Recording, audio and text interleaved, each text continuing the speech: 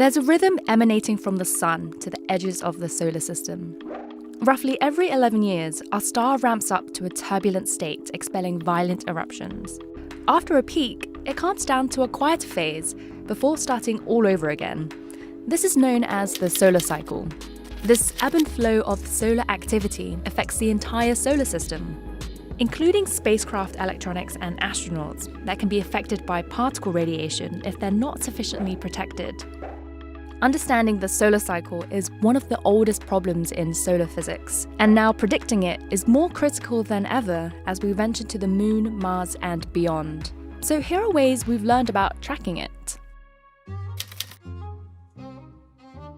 So welcome to the dome. Today we're gonna observe the sun and see if it has some sunspots.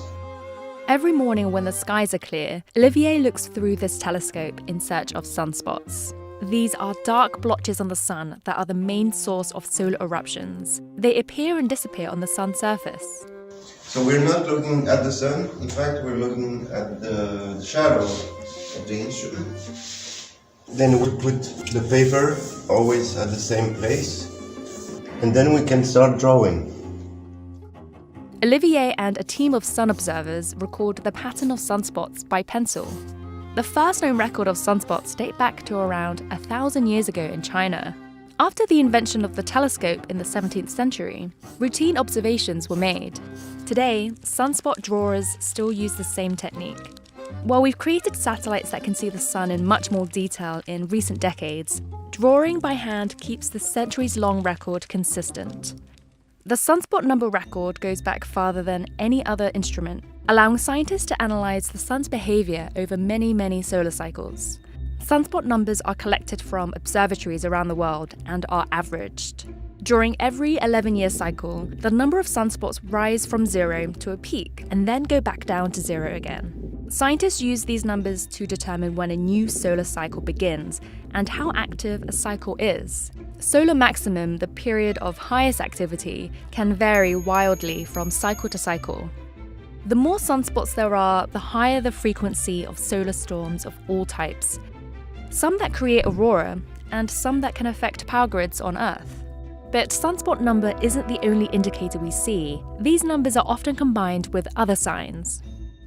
At the beginning of each cycle, sunspots appear on the sun in the mid-latitudes for a brief few hours to days. At solar minimum, there are often days without any spots at all.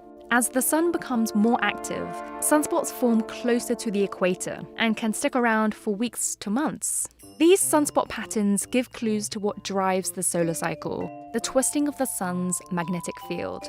Like Earth, the sun has a magnetic field with a north and south pole. But unlike Earth, the sun's magnetic field becomes extremely complex. This is because the sun is made of plasma, a charged gas that generates electric currents. As the sun rotates, plasma around the equator moves faster than near the poles, causing the magnetic fields to become stretched, elongated, and then twisted. Then kinks in the magnetic fields burst through the surface as sunspots larger than the size of Earth. As the solar cycle unfolds, more sunspots appear and the magnetic field becomes more tangled. At the peak of the solar cycle, the sun's magnetic field flips. The North Pole switches to the south and vice versa. The cycle then ramps down, ready to start a new cycle. Scientists can eventually see the result of this flip inside sunspots using satellites. This black and white image of the sun shows the magnetic field on the surface. Most sunspots appear in pairs. Like a magnet, one side is positive and the other is negative.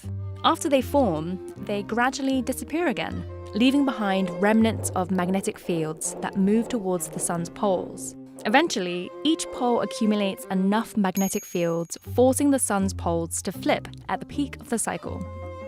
Then, new sunspot groups appear with the polarities in the opposite direction. Scientists look for a consistent string of these new sunspots in order to declare the next solar cycle. But the transition between cycles is slow and messy. Cycles often overlap, creating freckles of old and new sunspots on the sun at the same time.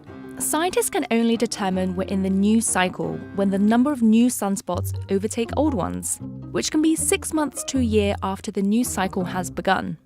While these spots give us a visible tracker, in recent years, scientists have discovered another signal that's hard to see from Earth. The strength of the sun's poles during solar minimum can help predict how active the next cycle will be. After the poles have reversed at the peak, scientists keep a close eye on it for the next few years. If the magnetic fields accumulated at the poles become strong during this time, it's likely the next solar cycle will be an active one. If the buildup is weak, the next solar cycle won't be as active. While we use these indicators to track the sun, predictions are still hard.